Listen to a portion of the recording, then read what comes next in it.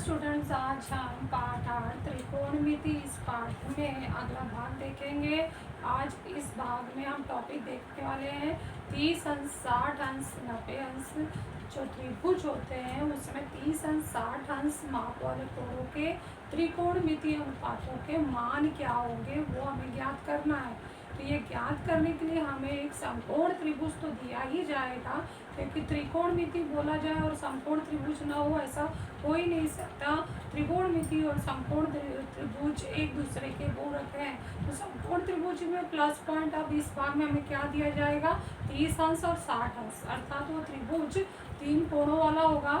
30 अंश, 60 अंश, 90 अंश वाला त्रिभुज होगा। और ये त्रिभुज हमारे लिए नया नहीं है, हम पार्ट 3 में इसको पढ़ भी चुके हैं और कृति प्रैक्टिकल भी कर चुके हैं। आप लोगों ने बहुत अच्छे से किया भी था और उससे हमने 2 गुणधर्म प्राप्त किए थे, एक 30 अंश की समूह भुजा का गुणधर्म और एक 60 अंश की समूह भुजा का गुणधर्म।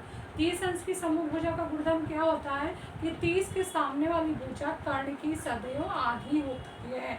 और 60 अंश की समूह भुजा वाला गुणधर्म क्या होता है कि 60 अंश की समूह भुजा कर्ण की करनी में 3/2 गुनी होती है। तो ये बच्चों जैसे जिस तरह से मैं ये सुनाई आपको, उस तरह से ये पॉइंट आपको आपने 9वीं कक्षा में पार्ट 3 में पढ़ लिया है, थियरी में भी प्रैक्टिकल में भी, तो इसे याद रखना ही है, बहुत ही ज़रूरी है। इसलिए इन बातों का उपयोग करके अभी हमने थोड़ा याद करे वाला बात सुन लिया, तो आओ जाने वाला भाग देखेंगे कि 30, 60, 90 वाले त्रिभुज में हम त्रिकोणमिति अनुपातों के मान 30 के लिए sin 30, cos 30, tan 30 क्या निकालते हैं, और 60 अंश के कोण के लिए sin 60, cos 60 और tan 60 क्या होता है वो हम क्या निकालेंगे। तो इसके लिए हमें हल करना होगा। तो चलो स्टार्ट करते हैं ये टॉपिक। तो सबसे पहले थोड़ा याद करे वाला मैं बोल चुकी हूँ, लेकिन एक बार आपको पढ़ के बता दे रही हूँ। हमारा है ये हेडिंग जो है ये थोड़ा याद करे से शुरू हुआ है, इसको आप थोड़ा याद करे भी डाल सकते हैं। थोड़ा याद करे 30 अंश, 60 अंश, 90 अंश माप वाले त्रिभुज के गुणधर्म। यदि किसी त्रिभुज के कोणों के माप क्रमशः 30, 60, 90 हो तो 30 अंश की समूह भुजा कर्ण की आधी और 60 अंश की समूह भुजा कर्ण की करनी में 3/2 गुनी होती है। अब इसके बाद शुरू होगा हमारा आओ जाने वाला भाग। ये जो शुरू हुआ है थोड़ा याद करने के बाद हम जानते हैं ना कि आओ जाने का भाग आता है। तो आओ जाने का भाग में हमने टॉपिक लिया है 30 अंश और 60 अंश माप वाले कोणों के त्रिकोणमिति अनुपात, trigonometric ratios of 30 degree and 60 degree. तो हमें क्या दिया होगा, एक समकोण त्रिभुज जिसमें न्यून कोण के माप 30 अंश और 60 अंश दिए गए होंगे, जो हमें यहाँ दिया गया है। साथ में हम इस गुणधर्म को लगाने के लिए भुजा का माप मान ले लेंगे कि 30 अंश की समूह भुजा BC x है। तो ये हमने मान लिया। तो जैसे हमने मान लिया तो हमारे पास ये गुणधर्म होने की वजह से हम बाकी 2 भुजाएं भी ज्ञात कर सकते हैं। तो बच्चों समझा आप लोगों को कि 30 अंश, 60 अंश का गुणधर्म का फायदा क्या होता है। यही है फायदा कि यदि कोई समकोण त्रिभुज में तीनों कोण दिए हो और कोई एक भुजा दिया हो तो बाकी 2 भुजाएं हम आसानी से निकाल सकते हैं। तो इसे निकालने के लिए हम 30 अंश की समूह भुजा का गुणधर्म लगाएंगे। तो वो क्या होगा, कर्ण की आधी 30 अंश की समूह भुजा का नाम क्या, BC, आधा होगा AC, BC बराबर आधा AC, कारण होगा 30 अंश की समूह भुजा के गुणधर्म से। BC का मान x रख दिया 1/2 AC, तो 2 जो है ना x के साथ गुणा हो जाएगा, तो AC का मान क्या आएगा, 2 है। AC क्या हमारा कर्ण, और वो सदैव इसका दुगना होता है 30 अंश की समूह भुजा के सामने वाला। तो देखो ये 30 अंश की समूह भुजा कर्ण की आधी है और कर्ण 30 अंश की समूह भुजा का दुगना है। तो ये सही उत्तर आ चुका है। अब 60 अंश की समूह भुजा का गुणधर्म लगाएंगे, AB बराबर करनी में 3/2 x। तो 60 अंश की समूह भुजा क्या है, AB है। तो AB हमने डाला, इसका AB जो बराबर होगा करनी में 3/2 गुणे AC। AC का मान हमने निकाल लिया 2x, 2 कट जाएगा, करनी 3x आएगा। तो ये मान हम यहाँ लिख देते हैं, करनी 3x। तो ये हम ना हल करके निकाले हैं इस टॉपिक में। हमें हेडिंग और इतना ही मान दिया गया था, हमने माना है, मानने के बाद हमने 2 भुजाओं को निकाला है। तो अब हम बारी बारी से क्या करेंगे, जब सब भुजाओं का मान आ चुका है तो 30 अंश माप वाले कोण के लिए त्रिकोणमिति अनुपात निकालेंगे। सबसे पहले sin 30 शुरू करते हैं। तो बच्चों आपको तीनों अनुपात का सूत्र याद है ना। साइन अनुपात क्या होता है, कोण की समूह भुजा बटे कर्ण। कॉस अनुपात क्या होता है, कोण की संलग्न भुजा बटे कर्ण, और tan अनुपात क्या होता है, कोण की समभुजा बटे कोण की संलग्न भुजा। बहुत ही आसान है, इसे जरूर याद रखना, इसका उपयोग हम करते हैं sin 30 में। sin 30 क्या होगा हमारा, sin 30 है कोण की समभुजा बटे हमारा क्या है कर्ण। तो हम यहाँ लिख लेते हैं पहले BC बटे AC, फिर उसका मान डाल देते हैं। BC हमारा कितना है x बटे AC कितना है 2x, एक कट जाए उत्तर कितना है 1/2। sin 30 कितना है 1/2। cos 30 निकालते हैं हमारा, cos 30 क्या होगा, सम्मुख है क्या, नहीं, cos 30 संलग्न भुजा बटे कर्ण। तो पहले नाम लिखते हैं, संलग्न में नाम है AB बटे AC, और AB का मान कितना है कर्णी 3x बटे 2x कर्ण का मान है। तो हमारा x कट जाएगा तो उत्तर आएगा कर्णी में 3/2।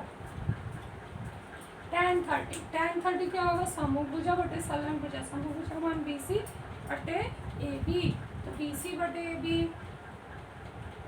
और BC हमारा कितना है x, और AB क्या है कर्णी 3x, x कट गया 1/3। इस तरह से हमारा sin 30 कितना आया 1/2। sin 30 यहाँ देखो जगह खाली है लिखने के लिए कि sin 30 का मान बताओ, तो 1/2। cos 30 कितना आया कर्णी में 3/2, और tan 30 कितना आया 1/3। तो इस तरह से मान आप लोगों को याद भी होना चाहिए। ये 3 मान हमने 30 के निकाल लिए, अब 3 मान हम किसके निकालेंगे 60 अंश के। तो अगला हेडिंग है 60 अंश माप वाले कोण के त्रिकोणमितीय अनुपातों के मान लिखिए। तो sin 60 अंश, तो अब हम 60 अंश की ओर जाएंगे और अपना हाथ रख के उसकी सम्मुख भुजा और कर्ण निकालेंगे। तो साइन का सम्मुख भुजा बटे कर्ण होता है। सम्मुख भुजा का नाम क्या है AB बटे कर्ण AC। तो AB बटे AC, AB का मान कितना है हमारा कर्णी 3x है बटे 2x है, तो x कट गया, कर्णी 3/2 आ गया। तो हमने ये देखा है यहाँ पर देखिए कर्णी 3x, तो x कट गया, तो x कट गया, उत्तर है कर्णी 3/2। cos 60 निकालते हैं। cos 60 ये समूह भुजा की ओर गया, तो ये हो गया 60 का संलग्न भुजा, संलग्न भुजा बटे कर्ण, तो संलग्न है BC बटे AC। BC का मान x है और AC का मान 2x है, कट जाएगा 1/2। cos 60 हमारा आ गया 1/2। फिर tan 60 निकालेंगे। tan 60 का ये समभुजा और ये संलग्न है, तो AB बटे BC, AB बटे BC। तो यहाँ पर हम मान रखते हैं AB कितना है कर्णी 3x बटे BC कितना है x ठीक से लिखना है, कर्णी के अंदर नहीं डाल देना है। तो कर्णी 3 tan 60 हमारा आ गया कर्णी 3। अब यहाँ मान रखते हैं sin 60 कितना है कर्णी में 3/2, cos 60 कितना है 1/2, tan 60 कितना है कर्णी 3। तो यहाँ पर हम देख रहे हैं कि sin 30 तो दो मान हमारा समान आ रहा है, जो हमने सूत्र में भी पढ़ा है। sin 30 का मान किससे मैच हो रहा है cos 60 से।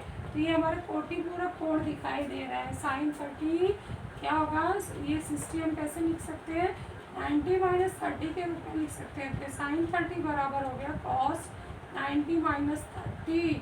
तो ये हो गया sin थीटा और ये हो गया cos 90 - थीटा, तो 1/2 हो गया।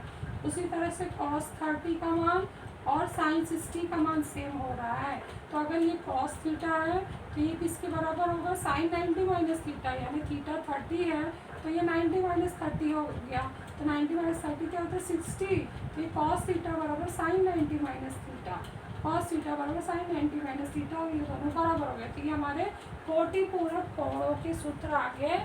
और tan 30 और tan 60 ये दोनों बराबर नहीं होते। हमने कोटिपूरक कोण में देखा था कि जब tan 30 tan थीटा और tan 90 - थीटा को गुणा करते हैं तो उसका उत्तर 1 आता है। तो ये भी कोटिपूरक कोणों का अनुपातों का सूत्र है। तो tan 30 गुणे tan 60 करेंगे तो 1/√3 गुणे √3 कट जाएगा, उत्तर 1 आएगा। तो यहाँ हमने सिद्ध कर दिया। इसके पिछले वीडियो में हमने तीनों सूत्र निकाले थे, कोटिपूरक कोणों के सूत्र, त्रिकोणमितीय अनुपातों के सूत्र निकाले थे, उसको हमने इन मानों के द्वारा सिद्ध कर दिया है। तो बच्चों वो तीनों सूर्य के तीनों सूत्र बहुत ही महत्वपूर्ण है, जिसका उपयोग हमने क्या इन मानों में सिद्ध करने के लिए किया। तो ये मान आप लोगों को याद होना चाहिए, इसका भी आप लोगों को ओरल ऑडियो भेजना है। देख रहे हैं, ये पूरा पार्ट ओरल पर ही आधारित है। ये सब याद रहेगा तो आप आसानी से 10वीं का पाठ कर सकते हो। तो इसका ज़रूर आप लोग ओरल ऑडियो बनाकर भेजना है और अच्छे से लिख लेना है इसे। Thank you.